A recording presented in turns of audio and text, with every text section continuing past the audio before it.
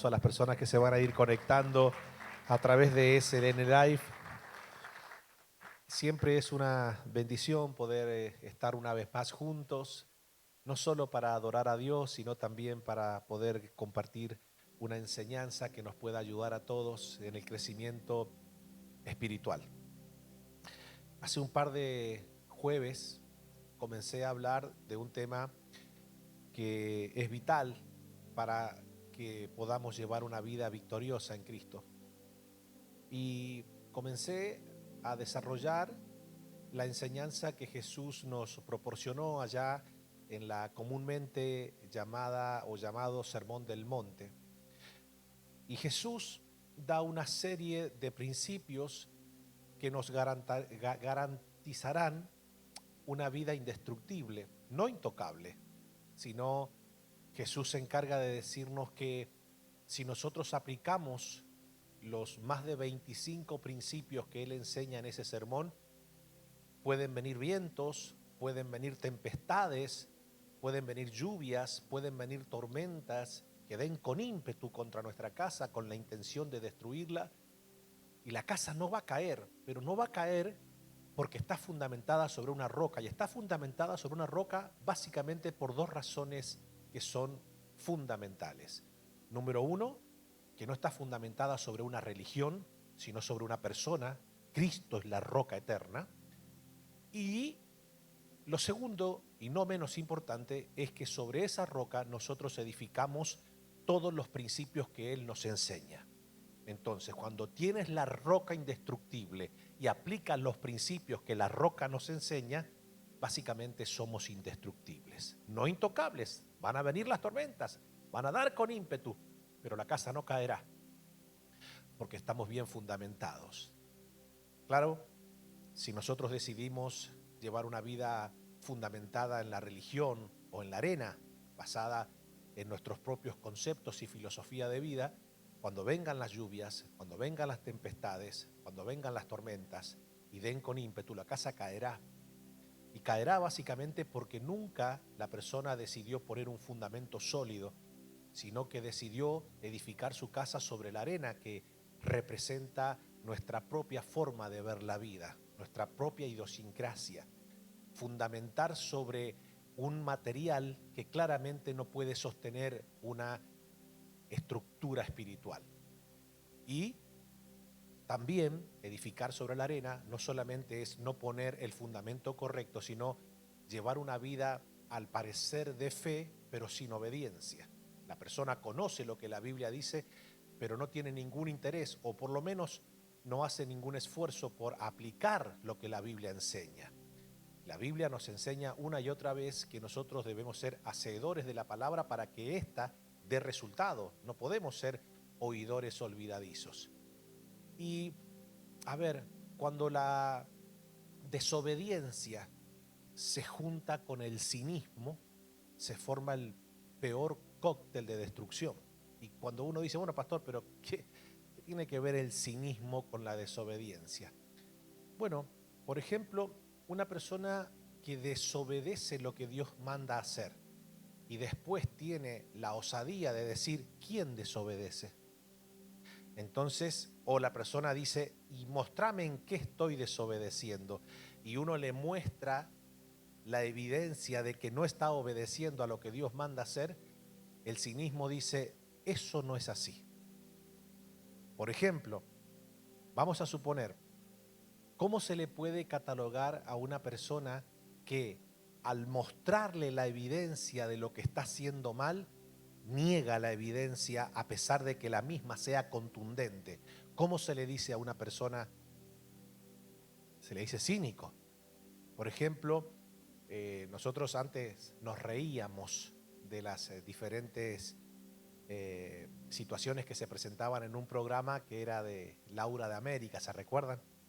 Cuando aparecía un personaje y el personaje decía, no, yo no he hecho nada, y Laura le daba letra, y en un momento determinado, al parecer, él demostraba de que no tenía nada que ver en la situación que se le acusaba, hasta que le ponían en la cámara y salía el tipo ahí.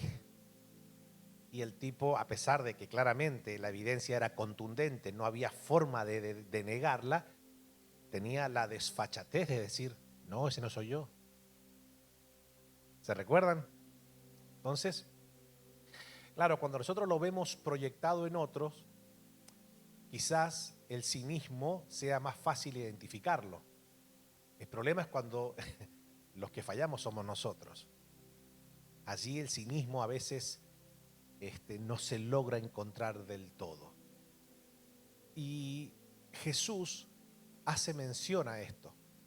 Jesús dice, miren, si ustedes prestan mucha atención a lo que yo acabo de enseñar, si ustedes realmente quieren llevar una vida que cuando vengan las tormentas no lo destruyan, ustedes deben estar atentos a lo que yo acabo de enseñar. Yo acabo de enseñar varios principios que les va a ayudar a ustedes a entender que si lo aplican van a ser más que vencedores. Pero si ustedes oyen, pero no obedecen, es decir, saben, pero no quieren aplicar, de nada les servirá saber. Al revés, si bien una persona que no sabe sufrirá las consecuencias por la ignorancia, una persona que sabe y no aplica sufrirá las consecuencias ya no por ignorancia, sino por insensatez. Así dijo Jesús, le compararé a un hombre insensato que edificó su casa sobre la arena. Y a mí me gustaría quizás que nosotros pudiéramos entender lo importante que es la obediencia a lo que Dios nos manda hacer. Que tengamos esa habilidad de preguntarnos si realmente nosotros estamos llevando una vida de fe genuina, sincera, o estamos desarrollando una vida de fe religiosa, más que nada porque tal vez tenemos como una expectativa de que Dios en algún momento nos va a dar alguna bendición, algún milagrito por allí. Y vivimos en un mundo donde claramente hay mucha frustración, hay mucha decepción, hay mucho engaño religioso, la fe se ha distorsionado de una manera tan, pero tan depravada que ya la gente no sabe qué creer, quién tiene la razón, se escuchan tantas voces, ¿sí o no? Se escuchan tantas voces. Y ahora con este tema de las redes sociales, de la tecnología, entonces la gente vive, ¿quién no se mete en el celular y cada 5 minutos, por ejemplo, los que más o menos tienen un celular sano, te viven saliendo mensajes cristianos, ¿sí o no? Y uno te dice una cosa, y el otro te dice otra cosa, y el otro te dice otra cosa, y la gente tiene una ensalada rusa en la cabeza. Después ya no sabe quién tiene la razón, y y el otro. Y perdemos la capacidad de poder aprender de Jesús. Si nosotros realmente queremos ser personas de fe exitosas, debemos aprender de Jesús. Él es nuestro maestro. Y aprender de Jesús de una manera sana, no hacerle decir a Jesús lo que Jesús no dijo. La Biblia es muy sabia. A la Biblia no hay que alterarle los conceptos. La Biblia es un libro para aquel que quiere aprender de verdad. Es un libro que por medio de la ayuda del Espíritu Santo es fácil entenderlo, comprenderlo. Y quiero ver si hoy podemos culminar con el primer principio que Jesús nos enseñó.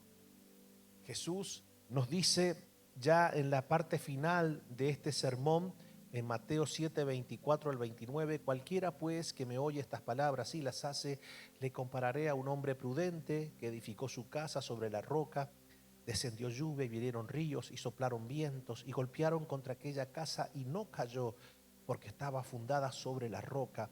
Pero cualquiera que me oye estas palabras y no las hace, le compararé a un hombre insensato que edificó su casa sobre la arena y descendió lluvia y vinieron ríos y soplaron vientos y dieron con ímpetu contra aquella casa y cayó y fue grande su ruina. Y cuando terminó Jesús estas palabras, la gente se admiraba de su doctrina porque les enseñaba como quien tiene autoridad y no como los escribas. Así que Jesús, esta es la parte final cuando dice, bueno, les acabo de dar principios que son gloriosos, que los mantendrá de pie aún en la más desastrosa adversidad, aún en la más fuerte tempestad. Ustedes podrán permanecer de pie, serán indestructibles si oyen y aplican lo que les acabo de enseñar. Y Jesús comienza el sermón allá por el capítulo 5 diciendo lo siguiente: viendo la multitud, subió al monte, y sentándose vinieron a él sus discípulos, y abriendo su boca les enseñaba diciendo: bienaventurados los pobres en espíritu, porque de ellos es el reino de los cielos. Jesús comienza dejándonos saber que la humildad de espíritu es lo que nos da acceso a participar del reino de los cielos. No es casualidad que Jesús haya comenzado su sermón con este principio, algo que claramente no era un fiel reflejo de lo que manifestaba la casta religiosa de aquel entonces. Cuando nosotros echamos un vistazo a los evangelios, nos damos cuenta que lejos de ser pobres en espíritu, aquellos que representaban la ley, los diferentes sectores que conformaban el judaísmo religioso de aquel entonces, los saduceos, los fariseos, los esenios, los escribas, lejos de tener una humildad de espíritu, ellos se jactaban de creerse o de ser mejores que los demás. Y Jesús a la multitud le dice: miren, yo sé que ustedes no han tenido un buen ejemplo eclesiástico que les permita a ustedes entender la importancia de la humildad de espíritu. Pero Jesús estaba muy interesado en que toda la gente no actuara como lo hacía aquella casta religiosa. Comienza diciendo: bienaventurados los pobres en espíritu. Lejos de hacer una apología a la pobreza material, Jesús lo que está diciendo es que debemos aprender a ser personas humildes de espíritu, que reconozcamos nuestra necesidad de Dios. Y esto es de vital importancia. Si usted y yo queremos realmente ser personas fuertes espiritualmente hablando, personas indestructibles ante un mundo, una sociedad que anhela pues venir en contra de aquellos que obedecen a Dios, debemos comenzar por ser humildes, pobres de espíritu. Y para entender esto mejor, voy a repasar rápido algunas de las características que son o que tienen que ver con la pobreza del espíritu. Número 1, los pobres en espíritu reciben la palabra de Dios con mansedumbre. Son personas que cuando se sientan a escuchar la palabra de Dios, la reciben sin perder el control de sus emociones. ¿Por qué? Porque la palabra de Dios a veces es una palabra inspiradora, a veces es una palabra que nos instruye y hasta allí todo va bien. Pero a veces la palabra de Dios aparece y nos redarguye. Y a veces la palabra de Dios aparece y nos corrige. Y a veces la palabra de Dios entra como una espada para cortar lo que no nos edifica. Y es allí que cuando una persona no es mansa, es una persona que se va a ofender cuando la palabra de Dios lo confronte. Es por eso que hoy día tenemos un tráfico de ovejas a nivel mundial como nunca antes. ¿Sí o no? Bueno, yo me quedo en este rebaño hasta que el pastor diga algo que no me cayó del todo bien. Por supuesto, el púlpito no se debe utilizar para tirar indirectas. O sea, yo no puedo agarrar la Biblia para tirar una indirecta para herir a alguien. No, el verdadero hombre y mujer de Dios claramente predica sin ninguna doble intencionalidad. Enseña la palabra del Señor y deja que la palabra de Dios haga lo que tenga que hacer. La palabra de Dios fortalezca a aquel que está débil, redarguya a aquel que se está haciendo el chivo loco, corte aquellas cosas que no andan bien en nuestro interior, pero la palabra de Dios no necesita de nuestra ayuda. Ella misma sabe cómo actuar cuando se encuentra con un corazón manso que la recibe con humildad de espíritu. Si ustedes se toman el trabajo de toda esta semana que viene a continuación, toda esta semana que vamos a tener, comienza a leer nuevamente los evangelios y se va a dar cuenta que los fariseos, lejos de dejarse corregir por la palabra viva que era Cristo, ellos la resistían. Mientras que las multitudes se admiraban de su doctrina y glorificaban a Dios por la palabra que Jesús les daba, los que estaban al parecer en la cúspide de la revelación bíblica, lo rechazaban toda enseñanza. De hecho, cuando se sentaban a escuchar a Jesús, ni siquiera se sentaban realmente para aprender de Él. Algunos se sentaban para ver en qué momento Jesús se equivocaba en una pequeña palabra para poder condenarle. O sea, era algo sumamente trágico. Y hoy tenemos una sociedad cristiana no pequeña alrededor del mundo que anda buscando maestros que le digan todo lo que sus oídos se mueren por escuchar.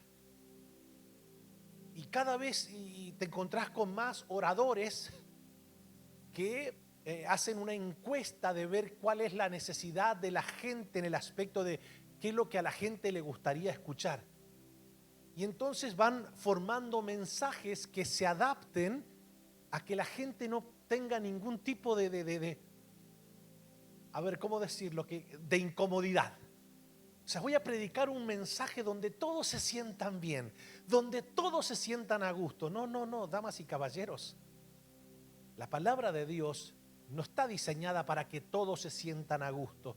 La palabra de Dios está diseñada para redarguir, para instruir, para corregir, para alimentar, para cortar, para fortalecer. La palabra de Dios es una palabra viva y eficaz.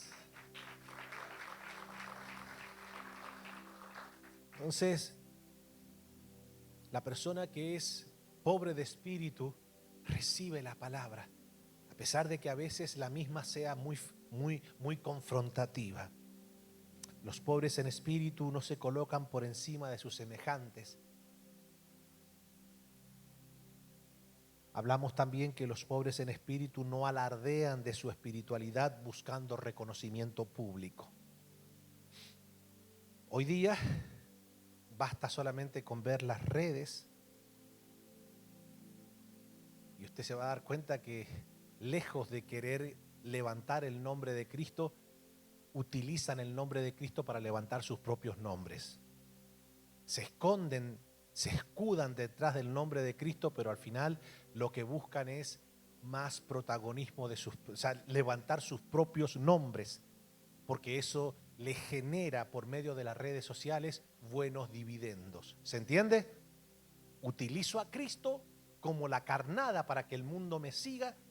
Le hago creer al mundo que toda mi página está diseñada para que Cristo sea glorificado, pero en el fondo lo que realmente quiero es que por medio de mi fama, por medio de mi crecimiento en las redes, mucha gente me llame, ¿verdad? Y pueda tener una agenda completa donde yo pueda participar y cobrar grandes fortunas para que yo pueda tener una presentación que al parecer va a glorificar a Dios, pero el entusiasmo que tengo para poder llegar a los diferentes públicos es básicamente cuánto me vas a pagar.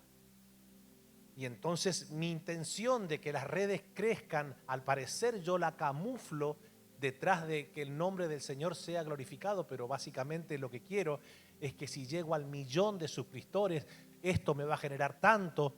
Entonces por eso que después no puedo decir nada que genere. Imagínate, no voy a decir nada en relación a este tema o no voy a decir esta palabra porque si me llegan a cerrar el canal, si me llegan a cerrar la red, si me llegan a cortar las entradas de ingreso que me permite eso, no. Entonces, ¿qué hago? Hago un mensaje donde todo el mundo se sienta bien. Es triste. Es triste. No era la condición de los primeros cristianos, Ellos no estaban interesados en utilizar el nombre del Señor para crear fuentes de ganancias. De hecho, el mismo Pedro, nos invita a que no utilicemos la plataforma de Cristo como una fuente de ganancia deshonesta. Dios sabe cómo proveernos. Dios sabe cómo ayudarnos. No necesitamos utilizar su nombre, escondernos detrás de él para ganar popularidad, fama y recursos. Nuestro deber es predicar el evangelio de Cristo, hablar del Señor, hablar de nuestro amado Padre Celestial y no adulterar la Escritura. Todo lo demás es añadido a aquellos que hablan la verdad sin ningún tipo de segunda intención.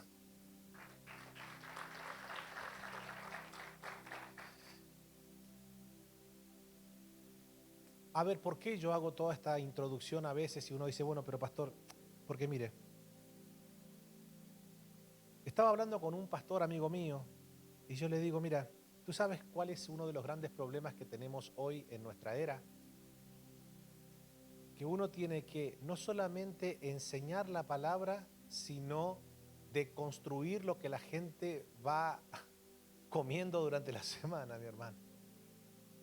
Porque por más que uno, imagínate, yo ahora doy nombres propios, vamos a suponer, doy un nombre propio. Digo, muchachos, no escuchen a esta persona porque esta persona lo que tiene es comida callejera, los va a envenenar. Tiene apariencia de piedad, pero son personas totalmente tóxicas, nocivas. Todo lo que dicen es una mentira. Pero si doy un nombre propio, la gente va a decir, le tiene envidia. Entonces tengo que andar toda la semana, viste, como un padre con sus hijos. A ver, hijo, haz de cuenta que el hijo se fue a la universidad y solamente lo podés ver el día domingo. Cuando ves que tu hijo viene con toda la cara llena de grano, viste, con unos cosos blancos así, ya el padre, ¿qué es lo que va a mirar? Vos estuviste comiendo comida chatarra, porque tu cutis me lo dice. O sea, cuando uno come mal, ¿a dónde se refleja? En la piel, viste, te salen unos granos así muchas veces, viste, que vos te comiste 25 kilos de mayonesa, le echaste mayonesa hasta la sopa. Entonces, qué sé yo, hay cosas que son obvias. Si vos agarrás y decís, che, estuviste comiendo sano y vos ves que cada domingo cuando tu hijo viene o tu hija viene, lejos de mostrarte una figura que vos sabés que más o menos se está alimentando bien, dices, sí, mami, sí, papi, me estoy alimentando re bien, y vos lo ves que vos decís, está comiendo cualquier cosa. ¿Se entiende? Entonces, el papá tiene que andar toda la semana diciéndole, mirá, no comas esto, no comas esto, no comas esto, no comas esto. Y esa es la era peligrosa que vivimos hoy. Esa es la era peligrosa que vivimos hoy. Vivimos en una era donde, si ustedes se van a dar cuenta, por ejemplo, cada vez está más candente andar sacando nuevas traducciones bíblicas. Personajes que son carismáticos, pero te das cuenta que tienen muy poca noción histórica, escritural, idiomática, cultural de las escrituras, pero como son famosos, como tienen ese carisma, entonces sacan sus propios comentarios bíblicos. ¿De dónde? No sé, porque no entienden ni siquiera la cultura en la cual se escribieron las escrituras, pero sin embargo se atreven, son osados y hacen comentarios. Entonces vos ves un montón de toda esta gente que son súper teleevangelistas, y los ves y sacan sus propios diseños de Biblia, sus propias Biblias de estudio. ¿Estudio de qué? No sé si me hago entender. Por favor, yo necesito que podamos nosotros asimilar esto que trato de enseñarles hoy. Yo no quiero construir una grey sectaria. No soy de aquellos que te dicen, solamente usted escúchame a mí, porque soy el único que tengo la verdad. Claramente que no es así. Hay mucha gente con mucha sabiduría, con mucha gracia, con mucho favor de Dios, con mucha inteligencia espiritual, que claramente saben lo que están hablando y están desempeñando. Pero a veces yo lo veo venir los domingos con unos granos así, mi hermano. Entonces es muy difícil hoy, porque tenés que no solamente enseñar la palabra, sino desintoxicar lo que han venido comiendo durante la semana. ¿Se entiende? Entonces, si vos agarrás, te la pasás comiendo comida chatarra allá afuera. Comida, ¿me entendés? Que son...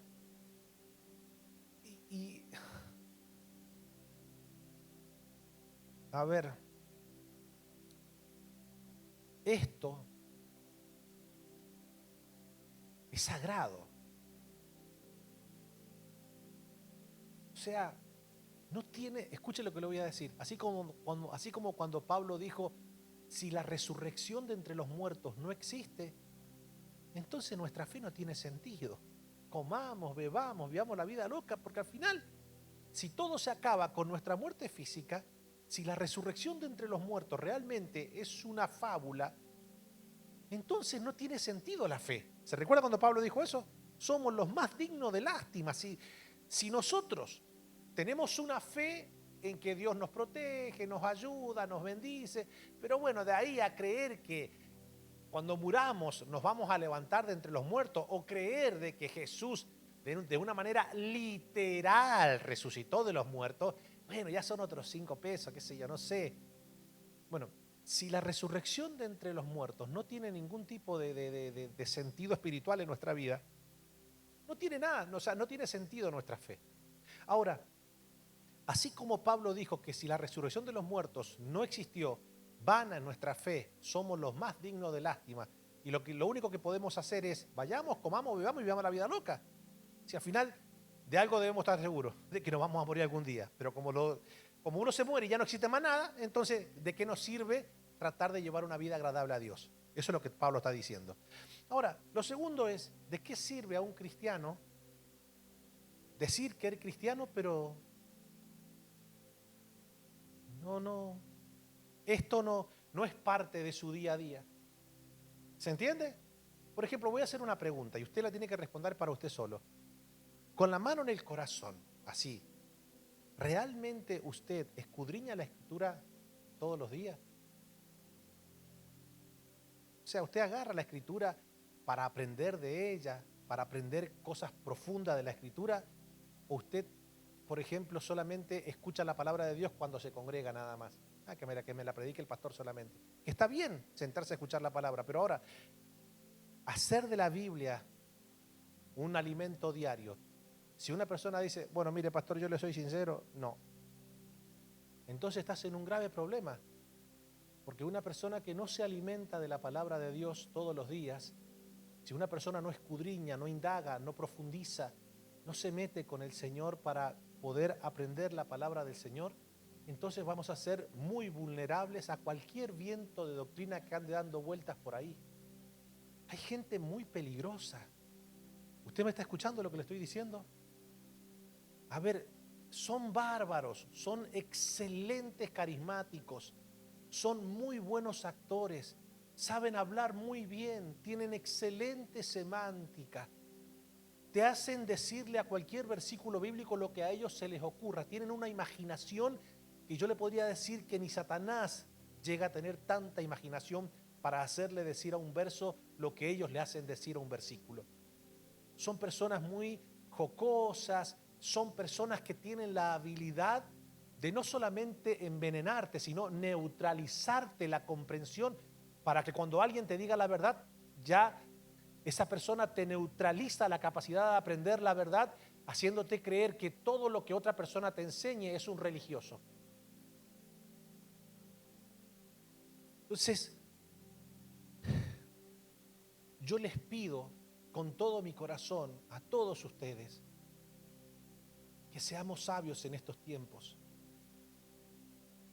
que seamos mansos, porque la verdadera palabra del Señor, la verdadera, la que Cristo predicó, mira que Cristo era Dios hecho hombre, no siempre las multitudes salían a leer, ay, qué linda palabra. Cuando de un lugar la gente sale hablando más del predicador que de la palabra, es peligroso. Es peligroso. Jesús, que era Dios, ¿habrá algún predicador mejor que Jesús en la historia de la humanidad? Claro que no, porque era Dios hecho hombre. Sin embargo, cuando a veces predicaba, no siempre era todo color de rosas. Cuando predicaba, se le movían los estanques a las personas por dentro. Y este sermón del monte es un sermón que el Señor lo enseña y que a medida que lo vayamos aprendiendo punto por punto se va a dar cuenta y usted va a decir, epa, son cosas profundas las que el Señor enseña, son cosas que claramente nos sacuden la estantería, pero el Señor dice, bueno, esto que yo les estoy enseñando, si ustedes no se esfuerzan por aplicarlo, entonces van a perecer, van a acabar arruinados. Si ustedes solamente escuchan y no obedecen, cuando vengan los vientos van a acabar en la más paupérrima ruina. Acabarán con su hogar arruinado, con su vida arruinada, con sus finanzas arruinadas, y lo que es peor, si no se arrepienten, pueden terminar aún con su alma arruinada. Si ustedes, por el contrario, deciden no solamente escuchar, sino poner por obra lo que yo les enseño en este sermón, sus vidas van a ser indestructibles, victoriosas, y nada ni nadie los podrá destruir si aplican lo que yo les estoy enseñando. Por eso que Jesús, cuando da el primer principio, lo primero que hace el Señor es atacar el egocentrismo. Jesús sabe que lo primero que destruye al ser humano es el ego. Y hoy día se le está dando una connotación totalmente tergiversada al orgullo, a la soberbia, al egocentrismo. Parece ser que ahora ser una persona orgullosa, ser una persona ególatra, es ser una persona con personalidad. ¿Sí o no? Hoy día se le da un contexto hasta positivo. Y escuchás a estas personas que viven sacando, viven alimentando el ego. Viven alimentando con sus mensajes están direccionados al ego. Tú puedes, tú lo vas a lograr, ayúdate, deshazte de la gente que te incomoda. Tú eres más importante que esa gente que no quiere verte victorioso. Escucha lo que te voy a decir y lo que te dice el Señor. Quienes no te acompañaron en tu proceso no son dignos de estar a tu lado cuando Dios te dé la victoria. Desiste de ellos. Entonces la gente se come toda esa comida chatarra, porque es una comida chatarra, que lo que te hace es andar por la vida expectando que Dios te bendiga para refregarle por la cara a esa gente que se burla de ti. Mira lo que Dios hizo conmigo, pero no te voy a hacer parte de mi éxito porque no estuviste conmigo en mi proceso. Entonces, cada vez que yo escucho a gente diciendo lo mismo, yo sé que te están atacando, yo sé que hay gente que no te quiere. Y básicamente usted y yo, escúcheme por favor, vivimos en Estados Unidos, en Miami y en el occidente. Usted y yo ni sabemos lo que es realmente una persecución por causa de nuestra fe. A nosotros lo que nos duele básicamente es a veces cuando alguien nos hiere el ego.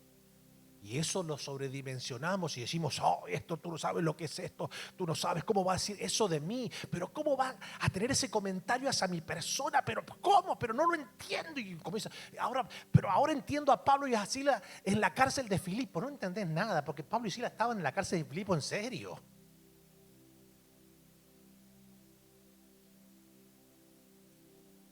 Yo sé que hay gente que no soporta verte brillar, pero ¿sabes qué? Hay una luz que el Señor encendió en tu vida. Aunque muchos te ataquen, aunque te tiran piedra. ¿Qué piedra te están tirando? ¿Quién te está atacando?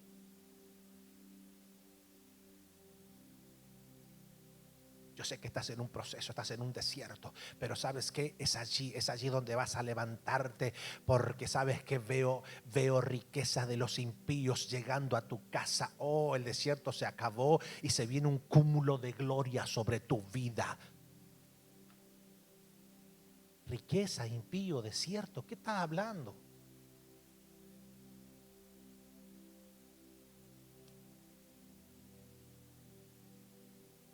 Es un evangelio narcisista el que se predica hoy, que tiene que ver con tu realización personal y no con la evangelización global. A ver, te lo voy a decir en español porque parece ser que en inglés no me estoy dando a entender. El evangelio no se trata de nuestra realización personal. It's not about us. The gospel is about Jesus. El evangelio es Cristo. Él es la piedra angular. Él es el centro. Él es el único merecedor de reconocimiento. Se trata de Él. El Evangelio es hablar de Él. Es compartirlo a Él. Es modelarlo a Él. Es glorificarlo a Él. Es que Él sea el todo en todos, por todos. Es Él. El Evangelio es Él. Cristo, Cristo, Cristo. Y es por eso que hoy día tenemos una situación, yo le voy a decir, alarmante de ego espiritual en el cristianismo de nuestros días. Tenemos una situación muy, pero muy, muy difícil. Cada vez más, a los que profesan ser cristianos, les cuesta estar contentos llevando una vida teniendo que comer, que beber y que vestir. Cada vez más nos sentimos más tristes por lo que pensamos que necesitamos que agradeciendo lo que Dios nos provee.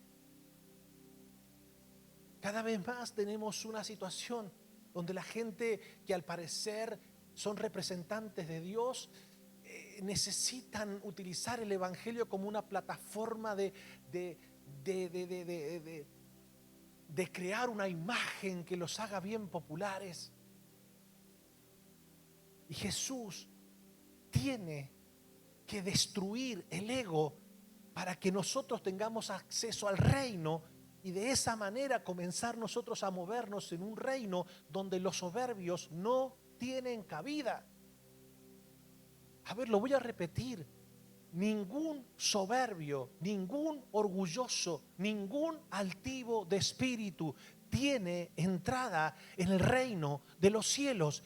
Cristo tiene que hacer morir el orgullo en nuestras vidas para que nosotros entonces podamos entrar al reino. Porque la primera bienaventuranza es: bienaventurados los pobres en espíritu, porque de ellos es el reino de los cielos. ¿Usted no ha visto cómo se pelean hoy en las redes sociales personas que profesan ser cristianas y se tiran y se va, yo quiero un debate y andan uno cuando ve todo ese show, vos decís, pero eso yo lo puedo esperar de gente que no conoce al Señor. ¿Qué es ese espectáculo que están brindando?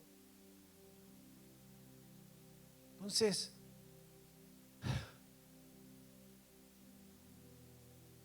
uno debe preguntarse si somos personas realmente humildes, si realmente somos personas que hemos desechado la soberbia espiritual. Porque si no desechamos la soberbia, vamos a tener graves consecuencias. Vamos a tener graves consecuencias. Y la primera consecuencia que otorga o que proporciona la soberbia espiritual es que nos expulsa de la presencia del Señor. Lo segundo, todo esto estoy repasando, la soberbia espiritual nos aleja de la bendición de Dios. La soberbia espiritual nos hace caer en una mente reprobada por Dios. Por eso que hoy día tenemos una sociedad que ni siquiera tiene identidad. Tiene una identidad imaginativa. ¿Ustedes han escuchado alguna vez un término psicológico, psiquiátrico, que se conoce como trastorno de la personalidad? ¿Lo han escuchado? Bueno, prepárese porque en los próximos años va a desaparecer. Y usted dirá, ¿cómo, pastor? Sí. Por ejemplo, el trastorno de personalidad es cuando una persona comienza a autopercibirse algo que no es. ¿Usted me está escuchando lo que le estoy diciendo?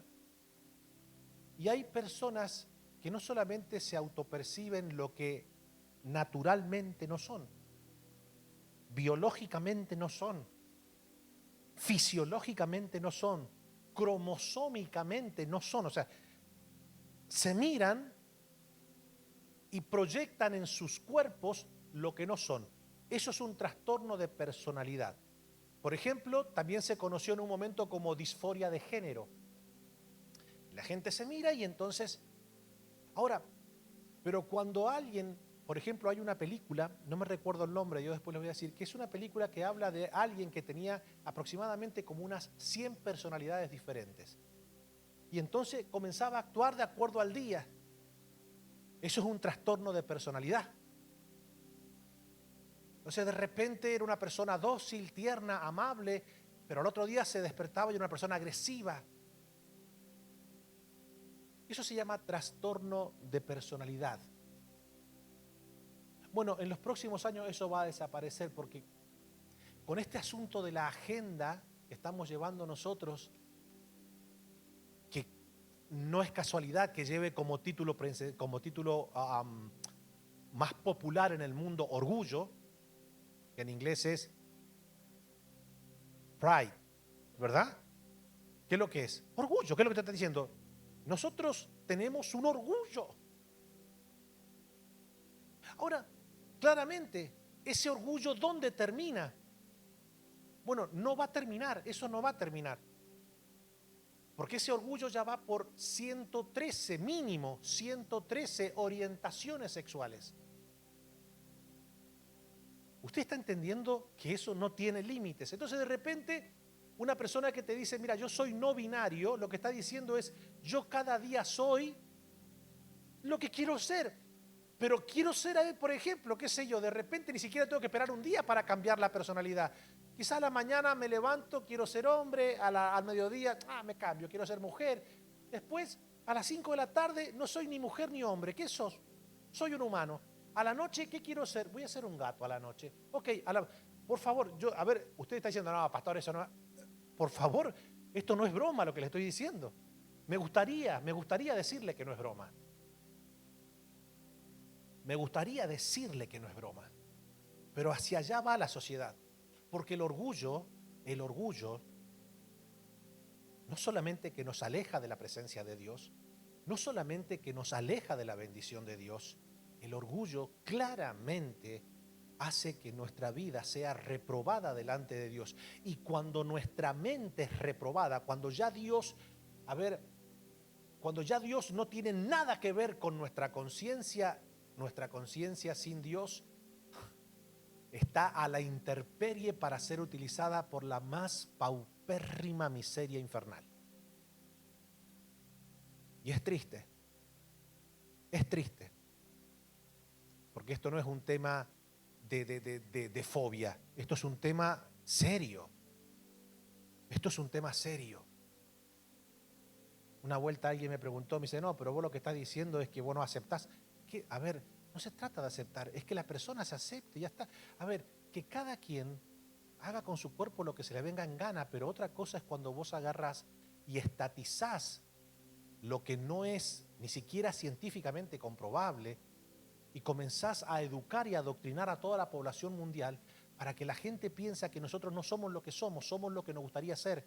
Y eso es un problema grave.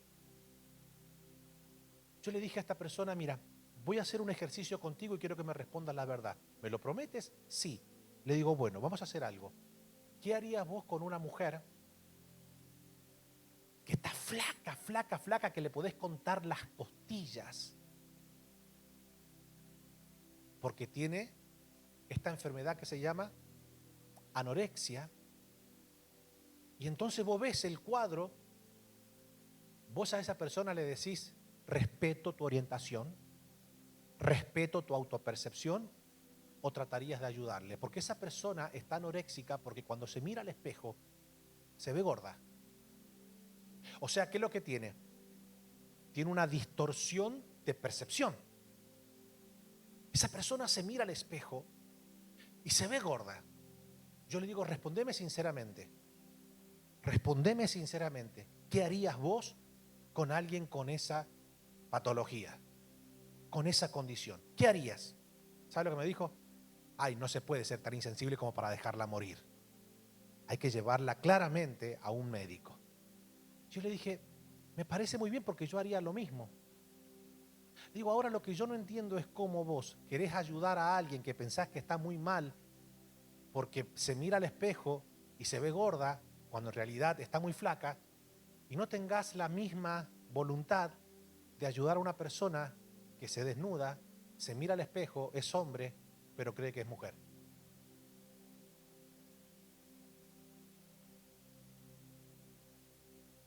O por ejemplo, ¿tú le ayudarías a esa mujer que sufre de anorexia y le dirías y pondrías una ley donde los médicos, porque ella se ve gorda y los médicos tienen que agarrar y hacerle una operación para hacerle el bypass gástrico, para que se acabe ese problema de que ella se sienta gorda y de una vez por todas pueda adelgazar? No, ¿cómo lo voy a hacer?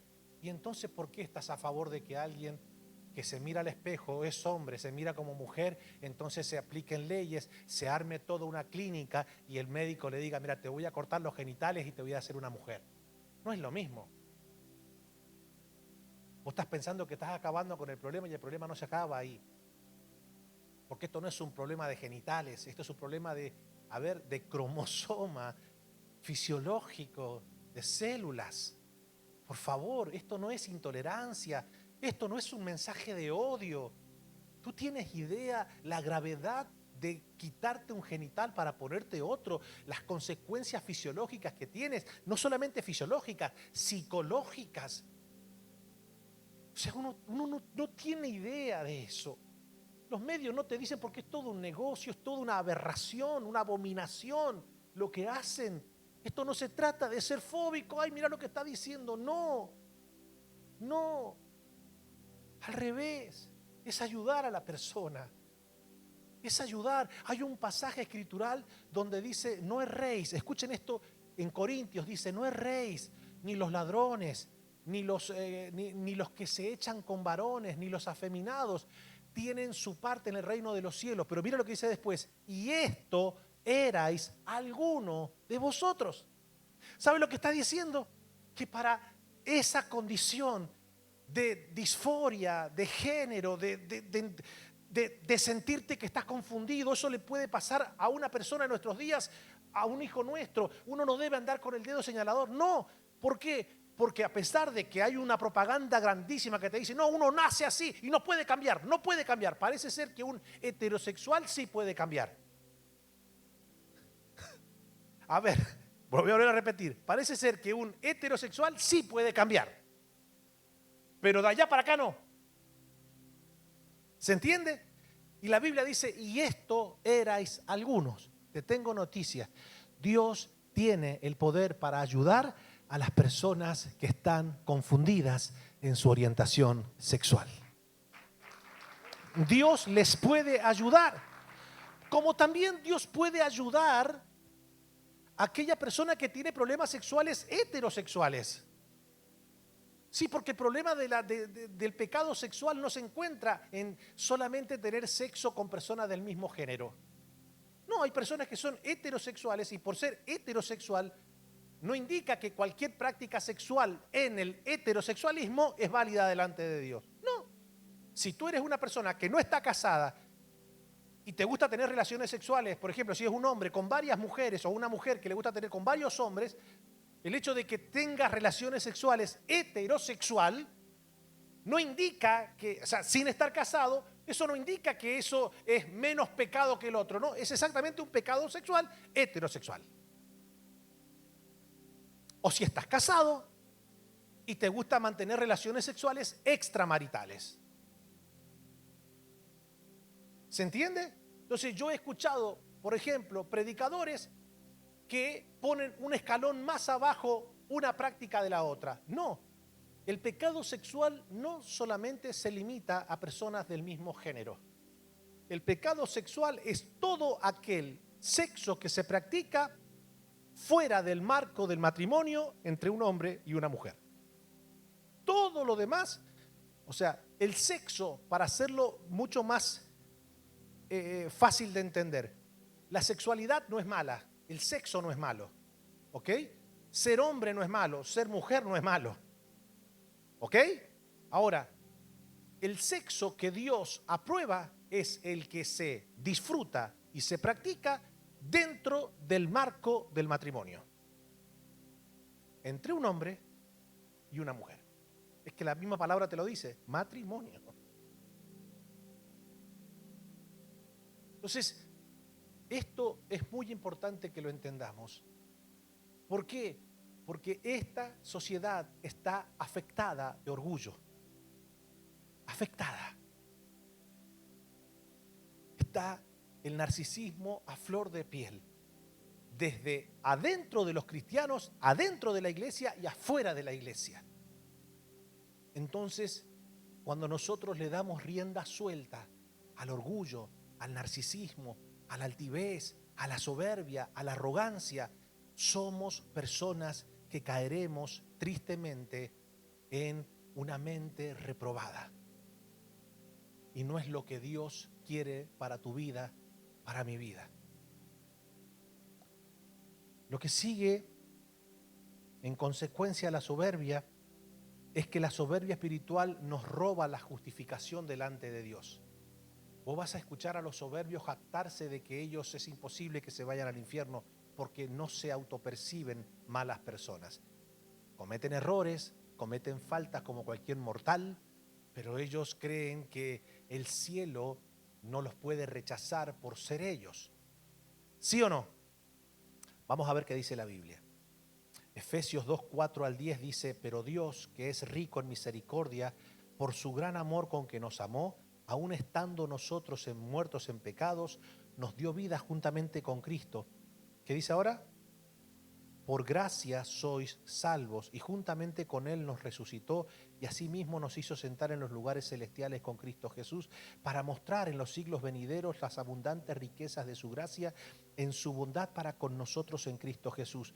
Porque por gracia sois salvos por medio de la fe. Y esto no de vosotros, pues es don de Dios, no por obras, para que nadie se gloríe, porque somos hechura suya, creados en Cristo Jesús para buenas obras, las cuales Dios preparó de antemano para que anduviésemos en ella.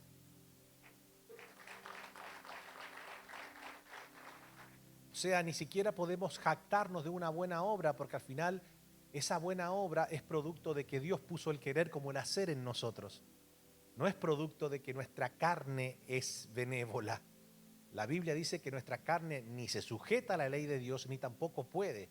Así que cuando al parecer nosotros tenemos una buena acción, eso es producto de que Dios puso el querer como el hacer. Ahora, ¿cuándo es que la carne es la impulsadora, por decirlo de alguna manera, de hacer un bien? Es cuando la carne busca hacer un bien para ser reconocida, para ser aplaudida, para ser venerada.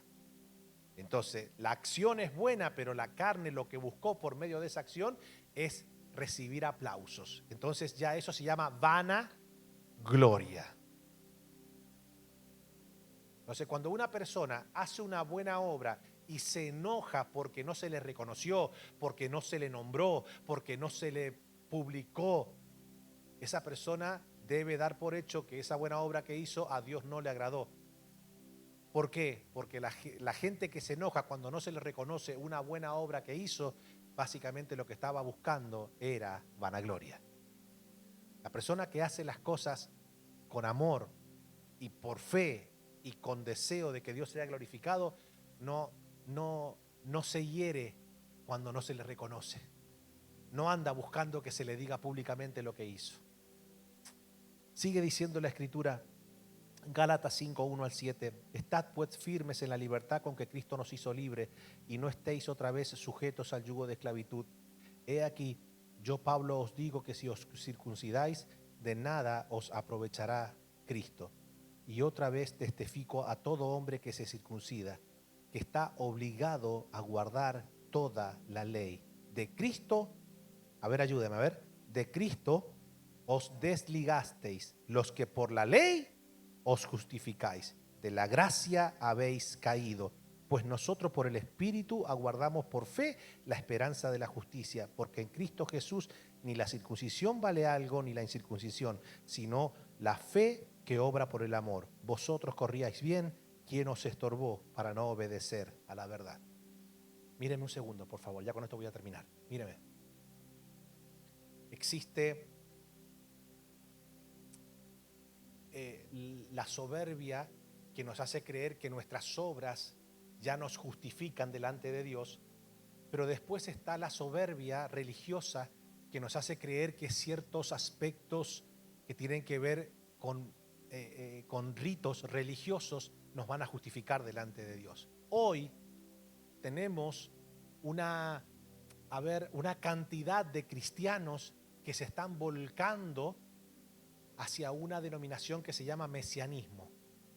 En ese mesianismo es una mezcla rara, porque es una mezcla de judaísmo que al parecer cree que Jesús fue el Mesías, pero te hacen una mezcla y te dicen, bueno, mira, creer que Cristo fue el Mesías es un aspecto de salvación, pero debes complementarlo con la circuncisión,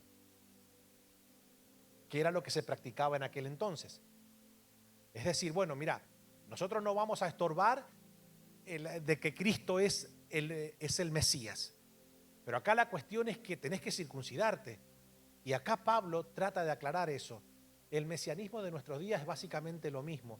Hay mucha gente, porque claro, te dicen, ¿cómo es tu apellido? Y tu apellido es Gómez. ¿Gómez con S o Gómez con Z? Gómez con Z, tú tienes raíces hebraicas.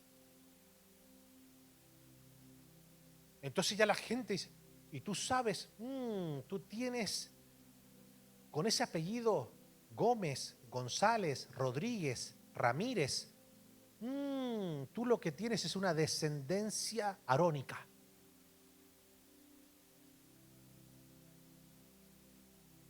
Si tú te pones debajo de ese sacerdocio, vas a ser bendecido. Shalom, alejem. Bueno, mira, alejate. No alejem, alejate.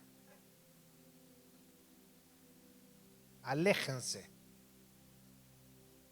Entonces te hacen ver y te dicen, mira, si te pones este talit, entonces tus oraciones van a ser más puras. Ni hablar de ponerte la kipá, porque eso es señal de que estás en sujeción delante de Dios. Pon este candelabro para que nunca se apague los 7 brazos del Señor que representan los 7 espíritus. Y pon la bandera de Israel para que los palestinos se mueran de envidia.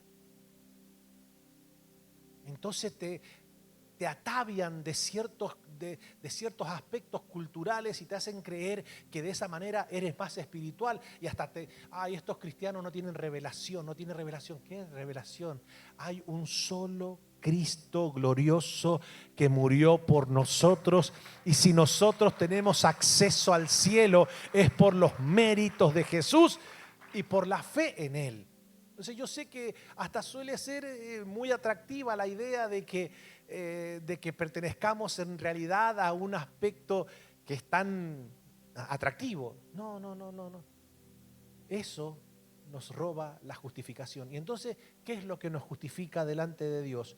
Bueno, Romanos 5:1 lo dice: justificaos pues, no por las obras humanas, no por la religión, no por el judaísmo, justificaos pues por la fe.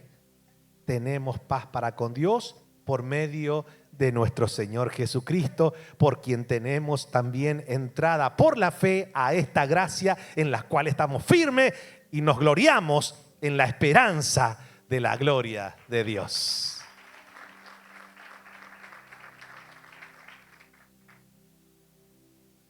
Y por último, la soberbia espiritual nos conduce a la caída.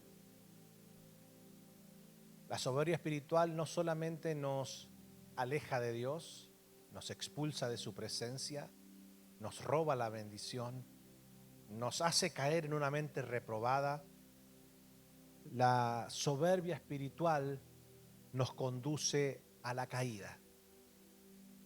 Y por favor, yo quiero dejarles saber a todos que hoy es un día para examinarnos y verificar cómo está nuestro orgullo.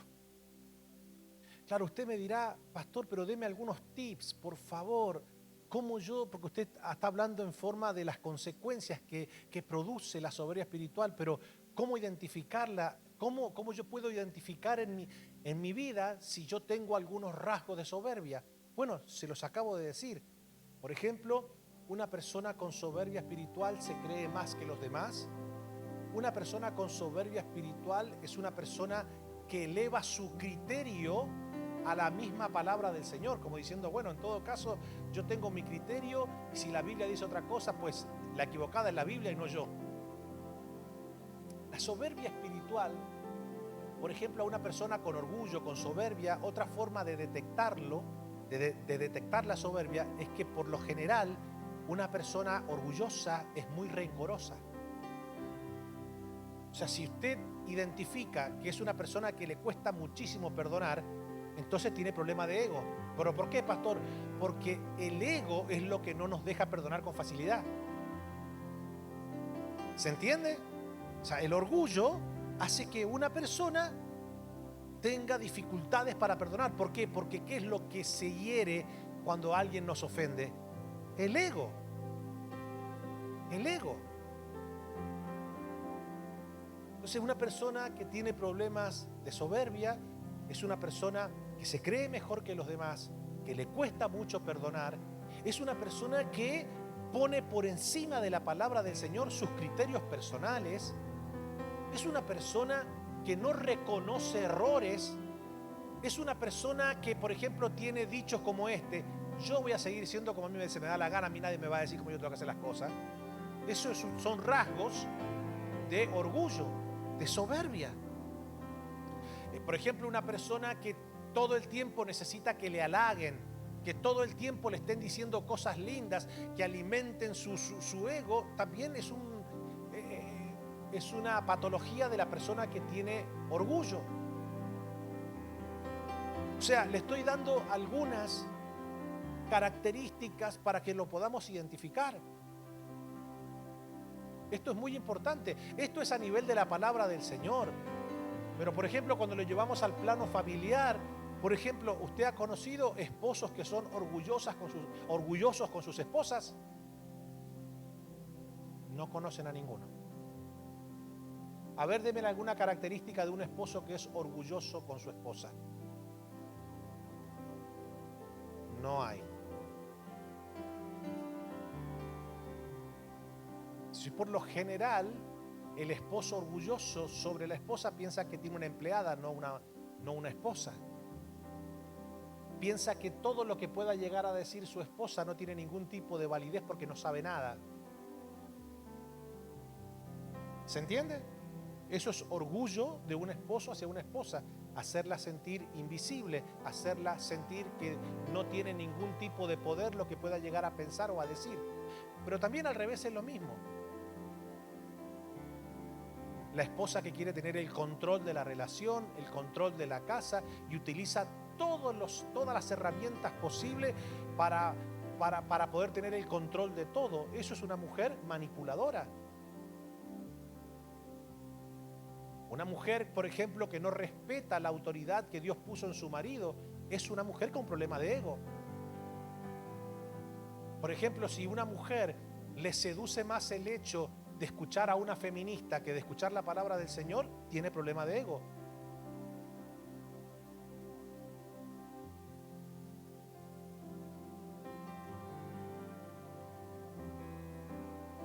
Es triste, mi hermano.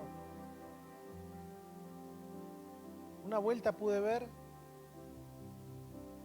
cómo muchos predicadores permanentemente se inclinan por tirarle piropos espirituales a las mujeres en los altares y hacen creer que toda la culpa que está pasando en el matrimonio es culpa del hombre, ¿viste? Tienes una mujer que no te respetas porque tú no la amas. Tienes una mujer que realmente no te ayuda porque tú no la valoras. Pero tú, mujer, levántate. Tú no estás en la casa para que te hagan sentir una empleada. Levántate. Ese sacatrefe que lejos de ser una cabeza es un cabezón. Mira, no te valora, no te respeta. No es digno de que tú lo ames. No es digno de que tú lo respetes. No es digno. Así te predican. Entonces, ¿sabes por qué tu casa no sale adelante, varón? Porque tú no honras a esa mujer que Dios te dio, esa princesa. esa reina que, ¿sabes qué? Si no te respeta es por tu culpa, si no te valora es por tu culpa. ¿Cuántas mujeres dicen amén? Alguna mujer se tiene que poner de pie y pactar esta palabra. Hasta que descubrí por qué lo hacían, porque claramente el 70% de las congregaciones son mujeres. La mujer está más propensa a pactar por esa palabra que el hombre. Entonces la culpa de todo la tiene el hombre. Eso se llama una teología totalmente feminista, que se mete en los púlpitos y la mujer es víctima de todo y el hombre es culpable de todo. No cuenten conmigo. En un matrimonio, el feminismo destruye la pareja. Y en un matrimonio, el machismo destruye la pareja. Un matrimonio de Dios no consiste en machismo ni en feminismo, sino en amarse y en honrarse mutuamente. Ninguno de los dos es más que el otro. Los dos son una sola carne. Y Dios estipuló un orden de desarrollo familiar. Dios la cabeza de Cristo, Cristo la cabeza del hombre, el hombre la cabeza de la mujer. Esto le provoca náuseas y dolor de estómago a la feminista. Arreglátela con Dios. Ahora, el hecho de que Dios haya puesto como cabeza de la mujer al hombre, por favor, no es un pasaporte para que uno tire todos sus atributos machistas para salirse con la suya siempre. Acá la cabeza soy yo. No. El que es cabeza del hogar no anda presumiendo ser la cabeza. Es ejemplo. Es una persona que lidera, es una persona que va adelante, es una punta de lanza, es una persona que lucha por el bien de la familia, de los hijos, del matrimonio, es una persona que es un sacerdote de su hogar, es el primero que ora, el primero que ayuna, el primero que honra a Dios. Claro, esa es la cabeza, ese es el sacerdote. Y el hecho de ser cabeza no indica que la mujer ahora es tobillo ni talón. La mujer sigue siendo la ayuda idónea.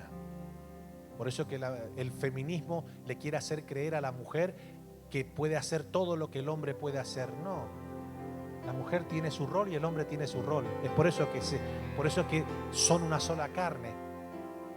¿Qué necesidad tiene la mujer de querer ser como el hombre y el hombre querer ser como una mujer? ¿Se han dado cuenta que no tiene sentido eso?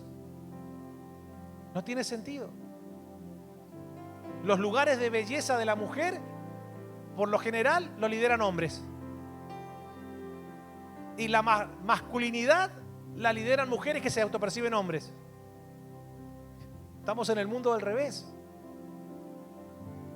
Construyamos un cristianismo sano, no basado en el orgullo. A Satanás le fue muy mal porque le dio lugar al orgullo. A Adán y a Eva le fue muy mal porque le dieron lugar al orgullo. Y a todos los que le dieron lugar a la soberbia, al orgullo en la Biblia, les fue muy mal. El orgullo te pinta un mundo y un porvenir glorioso, pero siempre, y no me voy a cansar de decirlo, la soberbia es la escalera que nos conduce al precipicio. Y eso es lo que dice la Biblia. Proverbios 29, 23 dice lo siguiente: la soberbia del hombre le abate, pero al humilde de espíritu sustenta la honra.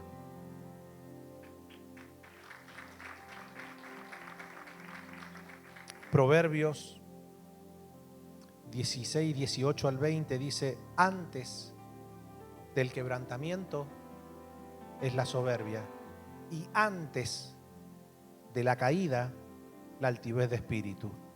Mejor es humillar el espíritu con los humildes que repartir despojo con los soberbios. El entendido en la palabra hallará el bien, y el que confía en Jehová es bienaventurado.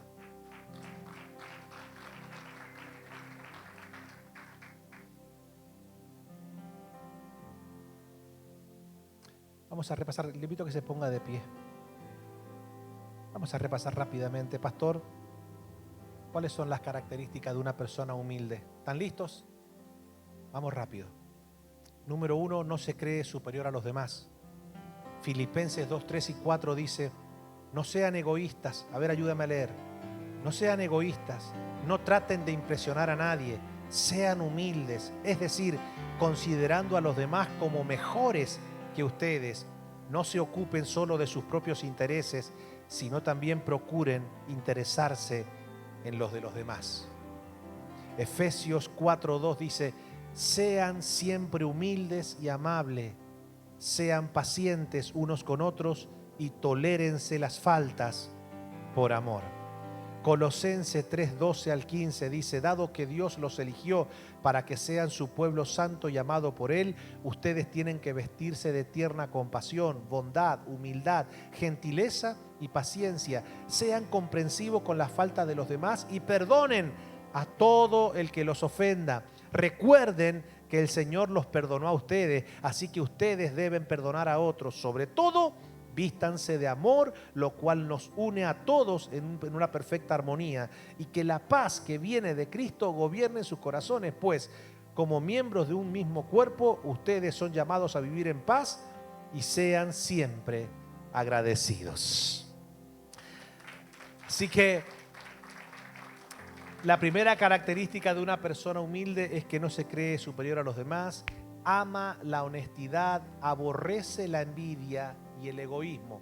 Una persona humilde tiene estas características. Dice Santiago 3:13 al 17: si ustedes son sabios y entienden los caminos de Dios, demuéstrenlo viviendo una vida honesta y haciendo buenas acciones con la humildad, a ver, que proviene ¿de dónde? De la sabiduría. Pero si tienen envidias amargas y ambiciones egoístas en el corazón, no encubran la verdad con jactancias y mentiras, pues la envidia y el egoísmo, es decir, la soberbia, no forman parte de la sabiduría que proviene de Dios. Dichas cosas, ¿qué son? Son terrenales, puramente humanas y demoníacas, pues donde hay envidias y ambiciones egoístas, también habrá desorden y toda clase de maldad. Sin embargo, la sabiduría que proviene del cielo es, ante todo, pura y también ama la paz.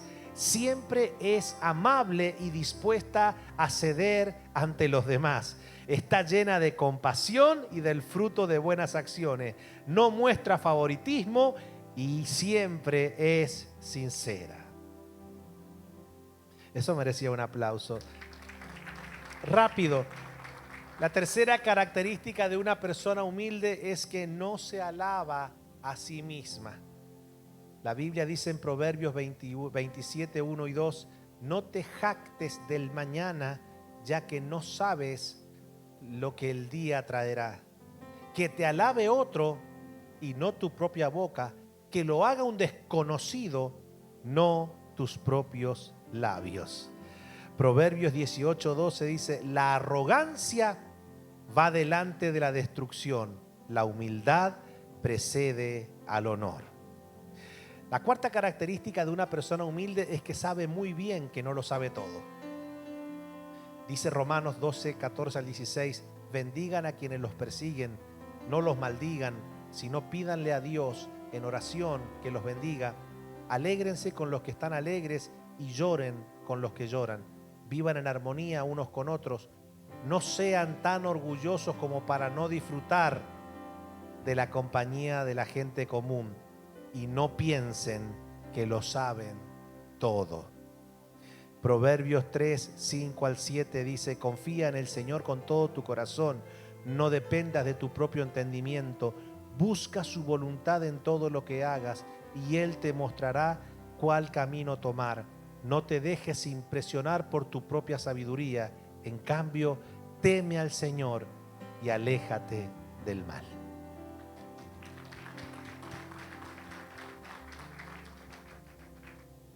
Y esto lo leemos todo. Hay algunas bendiciones que se desprenden por ser humildes. Proverbios 22, 4, vamos a ver qué traerá para nuestra vida la humildad. La verdadera, no la actuada, la verdadera humildad y el temor del Señor conducen a riquezas, a honor y a una larga vida.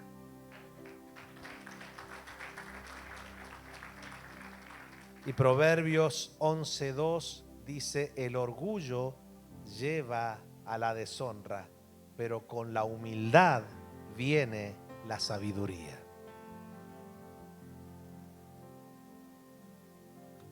No es casualidad que el Señor haya comenzado ese sermón glorioso que hará que nuestra vida sea indestructible, dejándonos saber que es necesario ser pobres en espíritu para que podamos entrar y disfrutar del reino de los cielos. Desistamos, el orgullo jamás ha sido beneficioso para nuestra vida. Y si esta noche uno ha logrado detectar, yo creo que todos nosotros debemos luchar con el ego todos los días. Dígame si no es así. ¿A cuántos muchas veces le cuesta batallar contra el orgullo que quiere invadirnos? Por eso que el orgullo es un asesino del alma y nosotros debemos ser atalayas de nuestro propio interior para no permitir que el ego se nos quiera apoderar. Entonces, cuando enfrentamos una situación o lo que fuese, entonces uno debe siempre examinarse y decir: debo cuidar mi corazón, debo cuidarme del ego, no debo permitir que se anide en mi corazón. Voy a honrar a Dios, voy a respetar a Dios, voy a amar a Dios, voy a adorar a Dios, voy a servir a Dios, voy a darle gracias a Dios, voy a vivir en humildad con el Señor. Jesús lo dijo. ¿A cuánto le gustaría llevar una vida llena de paz en su corazón? A ver, fuera de broma, a ver, ¿a cuánto le gustaría llevar una vida llena de paz? Jesús dijo: aprendan de mí, que soy manso y humilde de corazón. ¿Para qué? Para hallar descanso para el alma. Cuando una persona es mansa, recibe la palabra. Cuando una persona humilde, acepta la palabra. Cuando una persona es humilde, deja de luchar por tener el control de la situación. Escucha, hay situaciones que tú y yo no podemos controlar. Dejemos de querer controlar lo que ya pusimos en las manos de Dios. Una persona que se vuelve loco, que se vuelve loca cada vez que enfrenta una tormenta, es porque piensa que su vida está al control. No, nuestra vida está en las manos del Dios Todopoderoso. Descansemos en sus promesas. Es por medio de Él que vamos a obtener victoria. Póngase la mano en el corazón y con esto cerramos. Señor, en esta noche te damos gracias. Perdónanos si por un momento le hemos dado rienda suelta al orgullo.